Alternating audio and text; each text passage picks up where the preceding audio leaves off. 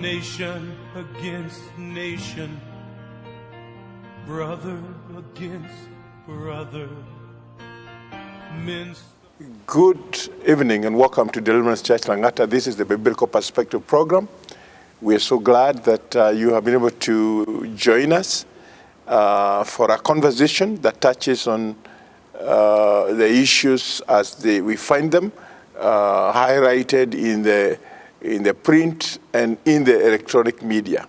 With me again is my co-host, and this is the Reverend Onesmus Weru. Karibu. Shalom. Yeah, I want us for today, I know we took time last time to review the book that I've just released, and I'm looking for ways in which we'll take a copy of this book to the Kenya National Library. I will also try to take a few to some of the leading Christian bookstores in the city. But this is available within our bookstore in Deliverance Church Langata, along with other books that I've written and other authors have written. And you're welcome to stop by. We are very conveniently along Langata Road, opposite the Monuments of Uhuru Gardens. You can come and you can get some good books, and the Lord will bless you. But this is a book that I am very passionate about, because what we are trying to call upon people in this book, Pastor Weru, is how every Christian in this country will start to be counted for that which will bring moral restoration in Kenya. Because the crisis we have in this country, according to what you may discover in the issues that I've raised in this book, is moral decadence that is of spiritual nature. So unless people's lives are changed, then the decadence we are experiencing, which touches on domestic violence, deceit, and corruption and other things, nothing. What do you expect? Yeah. So I don't know what do you think about that? No, I think it's definitely a very critical function, actually, of a state. Yeah. That a church would rise to understand their mandate. Yeah. And to some degree be able to walk and help the leadership walk that kind of a path. Yeah. Where morality is restored in the fabric of a nation. Yeah. So that at least anything that we want to see and enjoy as a nation together as the fruits of our independence and other jurisdictions that God has given us, we cannot enjoy them when there is a moral rot. Yes. So in a book is raising the stakes, so that we are able to be conscious about the whole matter of morality. Is so critical, because there is so much at stake when morals are thrown out of the window. Yes. We have a generation of children that are growing up in institutions and youth that are taking the positions that we are in, and we are also exiting and losing energy and going slow as they go faster. So if morality is lost, you can guess. Your guess is as good as mine. What goes faster, it will be totally something else that is chaotic, that is not very good. So Bishop, I really think this is a great thing. And I like the fact that the word the church, the moral compass of the nation, is a very great title. Because sometimes we are very polite to talk about religion.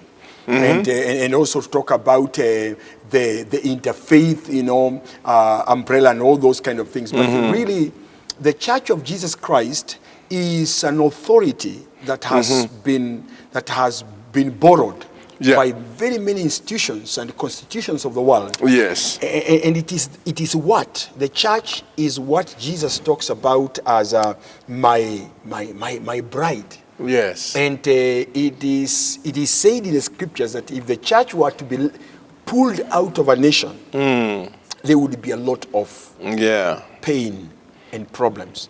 it appears to me that the church checks and gives us an opportunity to investigate moral matters. Yes, yes. And every pastor, every leader anywhere.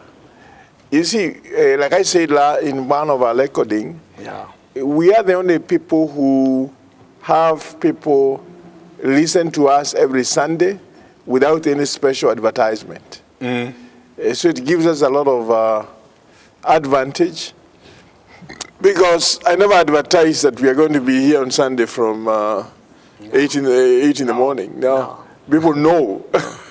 And they come with an expectation. So, and this happens across the country. So I consider pastors to be very, very key. And we need to understand, and there's a statement attributed to Bill Hybels, the brainchild of the Global Leadership Summit, where he says that that the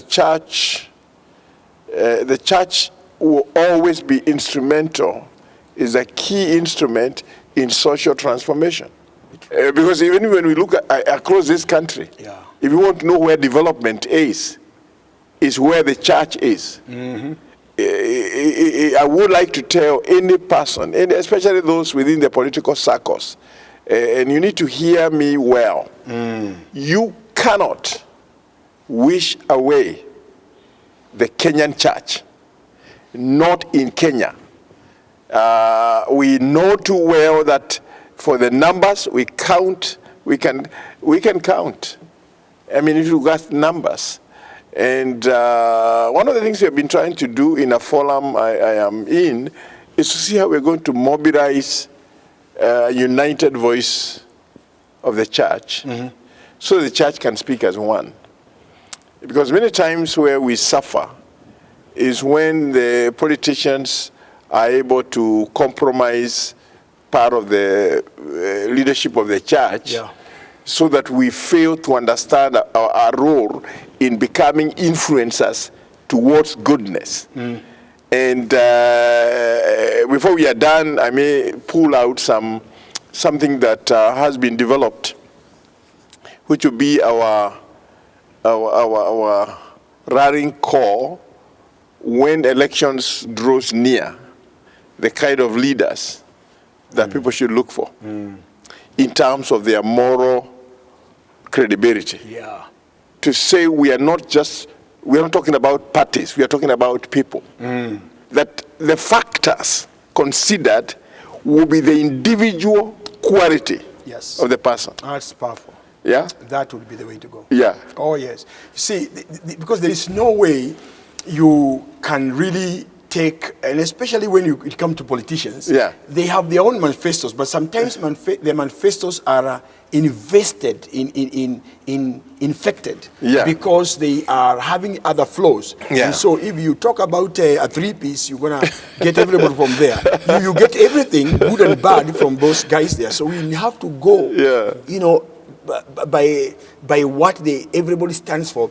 And you know, Bishop, also character, integrity, what people believe, and what they practice, and their history and their journey is so critical to even delivering and to connecting with the people. It's because it's about people more than things and more than anything else. So really, when you talk about connecting, it is so important that Kenyans understand that it is, the days are gone when we talk about a block. We can celebrate diversity, but more than diversities, we want to celebrate personalities who have been on an integrity journey. And they are willing to bring out something that adds value to Kenyans. You know, we have had a lot of challenges even in our own churches where one pastor has done something so terrible and it becomes the picture of the churches. And that's not true. The church and that person might be very different. So it's very good to look things into detail and to know exactly what am I made of, and you choose that if that's what we want. So I think it will be very important that becomes the basis.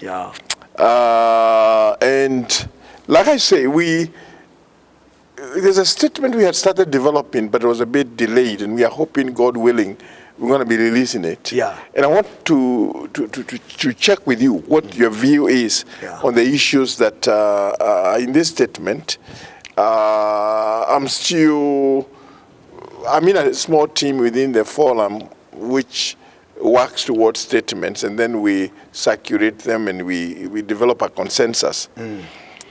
But one of the things that Reverend Weru, we have sought to raise in this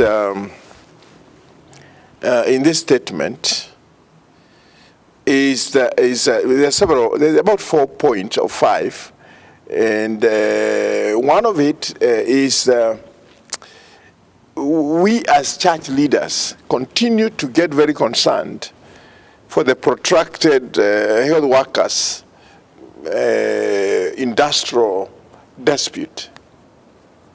I don't know what you think about that, because I say protracted because it seems like unending. They resolve this, they try to appease this, then this start happening on the other end. But, you know, we cannot continue forever in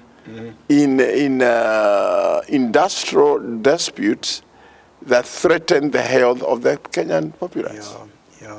Yeah. You see, the thing is that we haven't, if you ask me, I think we haven't come to a point where we have chosen to focus on one thing that will give us the best result we want. Because I think it's John Maxwell who quoted a Pareto principle that talks about the 80-20, where just 20% of what you choose really gives you a lot of results, a lot of the rest of the results. So it's just on the choosing.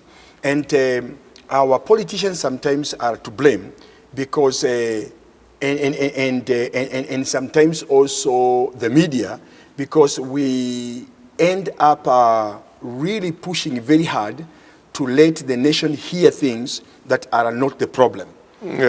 When the problem in the health sector is salary, and that salary is truly insufficient, and sure enough there is no enough funds to get good salaries to everybody else, it's understandable. But when there are a few other issues that appear to be competing with that very clamor for a better pay so that I can be able to relax and focus on my work, if there is something else that is taking money and I feel it shouldn't, that in itself becomes a ball of contention and dissatisfaction. But it's a leadership problem, so that we are able to look at it and say, how do we prioritize to stop this versus that?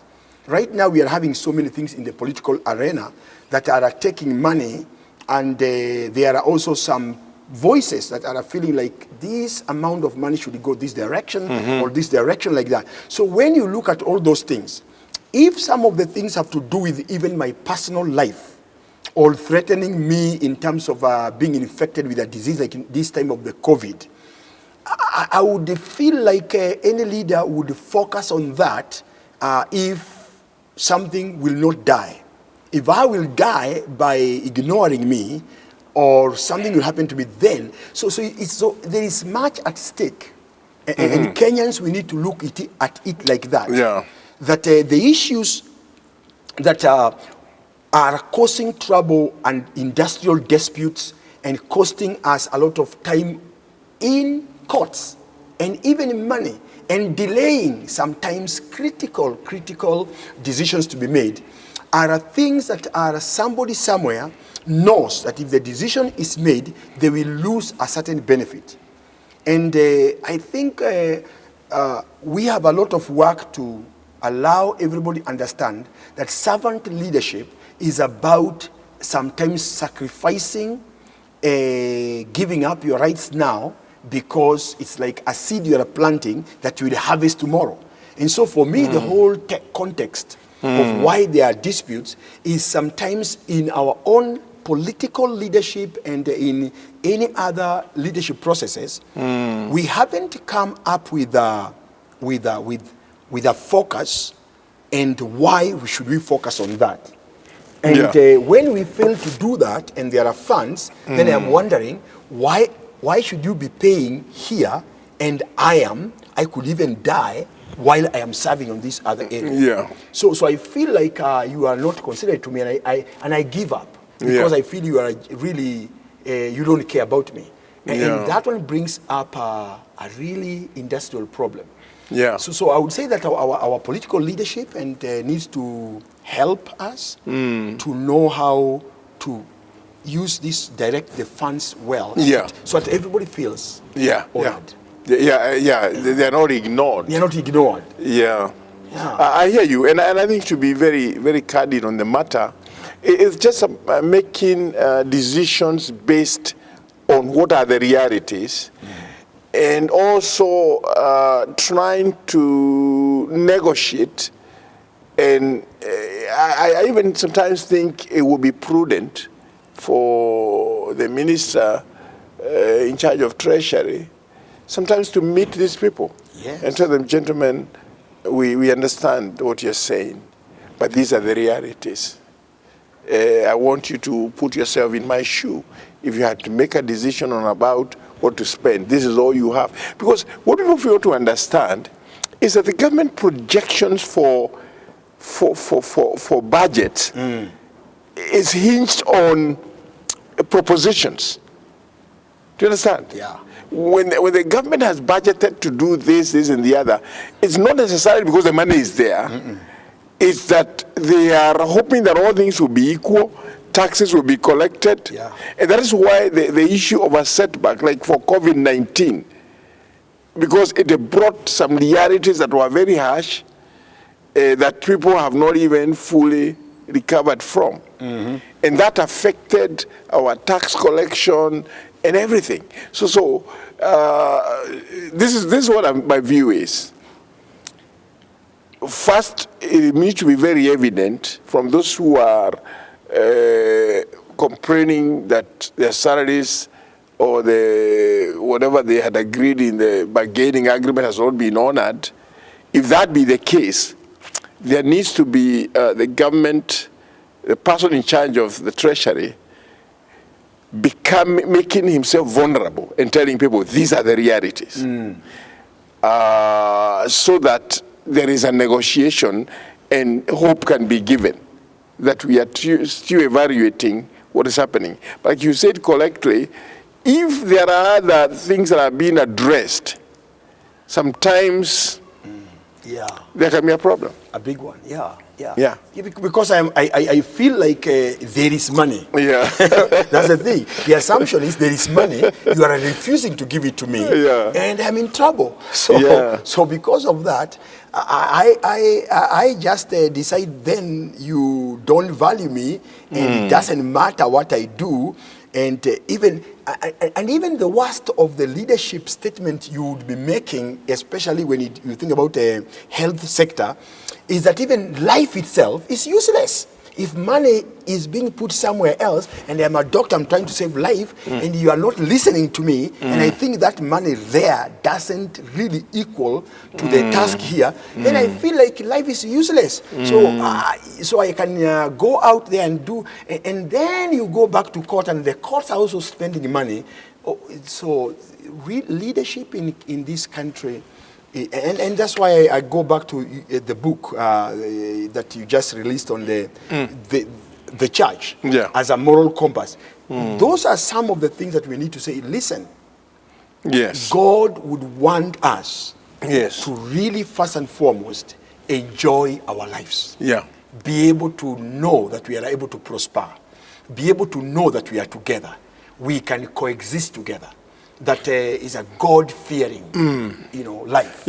So one of the things is, the other thing I think you mentioned as we prepare to move to the next conversation, is that those of you within the medical profession, consider that what you do is not just another profession. That you can be willing to go out of the way to respond to the experience and the training you have had to save lives. Because when you down your tools, sometimes the question is, there's no win-win situation here, because if you down your tools and people are dying because they have no health care and the money is not there, I mean, who is the beneficiary? Yeah. And the people who are actually suffering are very innocent people, because the people you are trying to get attention, they themselves have the capacity to go to the private hospitals and get their health care. Mm-hmm. do you understand what I'm saying? Yeah. So I like the philosophy that is usually exercised by the health sector in the advanced countries like the US, because you hardly get nurses and doctors in the US go on strike as a matter of morality. Do you understand? Yeah. Because a few. Yeah. And sometimes I wonder, Pastor Weru, and this sounds like a big joke. Yeah. You know, have you ever contemplated on what would happen if the pastors said they're going to take a strike because they were not earning enough money? Yeah. It's unimaginable. It is unimaginable. Why? Unimaginable. Because the pastor is first and foremost it's a calling. Yeah, he doesn't feel like he's driven by an money. External motivation like money or salary. A pastor is feeling that whatever is driving him is the joy of seeing somebody else encouraged, having value. They feel it's like it's a calling, and his audience, his boss is God, and God is able to give him something more. But isn't that not really the servant leadership? This is it. This is what we're talking about. Selfless. Yeah, very selfless. Yeah. So, and of course, the medical people and the teachers can say, no, this is not. You don't compare us with you. You are called. But why wouldn't you want to consider your calling as a medical doctor or a nurse a calling? It is. Or even as a teacher. It is. And then that is where we still go back to the issue of morality.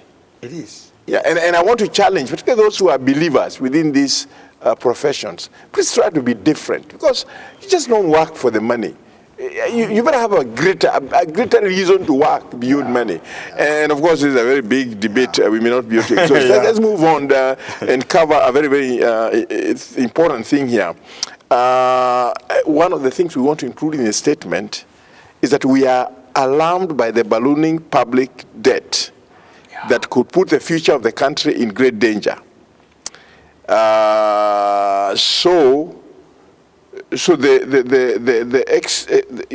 What is happening right now, our appeal is how the government can deliberately cut down our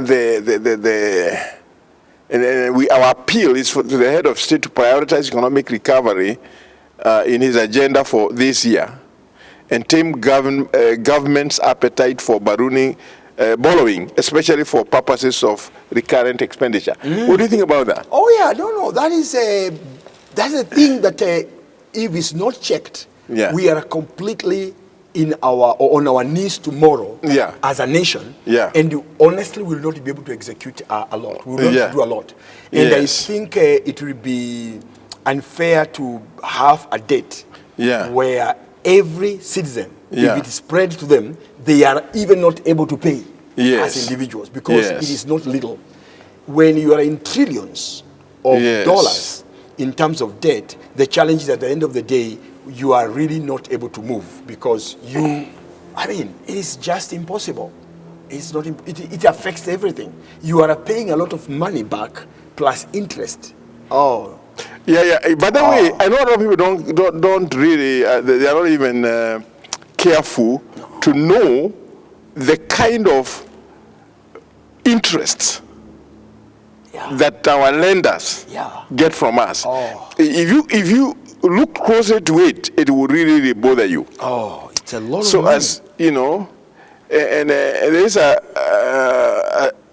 article associated with Christine Akinyi that says, as Kenya's public debt continues to grow, debt repayment is also rising, reducing funds that are meant to improve service delivery to citizens, especially at the county level. Civil society continues to raise concerns about the country's enormous public debt obligations with an estimate of 904.7 billion Kenya shillings falling due this financial year. Are you listening? Wow. And this is based on reality. Do you understand? Consider 904.7 billion. What that means is, of the budget that was proposed last year, a third of it goes to pay debt. So only two-thirds can be used for recurrent expenditure and any development. And that is. And recently, in fact, recently I think I saw something to the effect of the International Monetary Fund. I think as at last week, who are giving us another close. I think it must have been close to 500 billion. Yeah. Debt. Yes. I saw it in the press. I may not have the actual figure. So it's coming. So the key thing is, the last I heard, Pastor Wero, is that the debt level had hit 8.4 trillion. Now, if we have received another 400 plus billion, now that means the debt level has gone to 8.8. And remember, the ceiling was supposed to be 9 trillion. Yeah. Now, what are we going to do? No, that's terrible. I know our time is up, Bishop, but it is paralyzing. Yeah. We can't move. And we have to take action and turn to that and say, what is it we are not doing? Yeah. Okay. As we wrap up this, and I'm going to be asking you to pray quickly to wrap up this program, I want to appeal to every Kenyan. Please, let's commit these matters in prayer. Remember, we are talking about a very serious economic recession. And I was here with a gentleman called Vincent Kimosop, who is a consultant in terms of resources, and he actually said in this program that Kenya is going through a recession.